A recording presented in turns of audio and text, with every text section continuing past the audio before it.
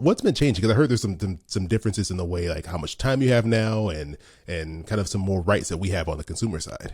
Yeah. So again, when a hospital says, "Hey, pay this," or we're going to send this to collections, and it's going to be on your credit report, hospitals can send it to collections pretty much whenever. There's supposed to be some protections there, but I've had patients come to me and say, I didn't even get a bill. Like, I got a call from the collections company, and that is the first time that I knew that I had a bill from the hospital. So they'll send it to collections, but that threat is kind of empty because they've changed the laws now to where it can't actually hit your credit report and do anything to you until 1 year after the initial bill.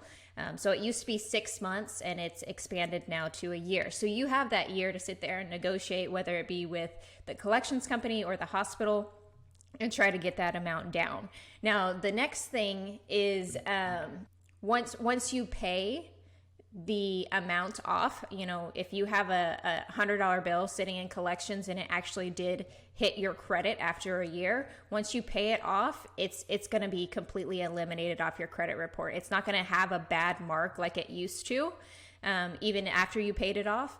So it's going to be completely wiped. Your credit score will go back to whatever it was before you had the bill. Oh, that's great. Yeah, because like you have these people who are just for years you're penalized for probably being in a tough spot, or maybe not even knowing that you had this bill. Because I've had that before, where I remember years and years ago I was checking my credit score and I was like, it looks significantly lower than it was before. Like, what happened? And I go and check, and they said, oh, there's an item in collections for a medical bill. And I'm like, what do you mean? What medical bill? I never got anything. And turns out they mailed it to the wrong address. And that's why I didn't know. And then I just had this sitting on and I had to do all this work to kind of get things cleared up. But it's a significant hassle to have something like that happen to you.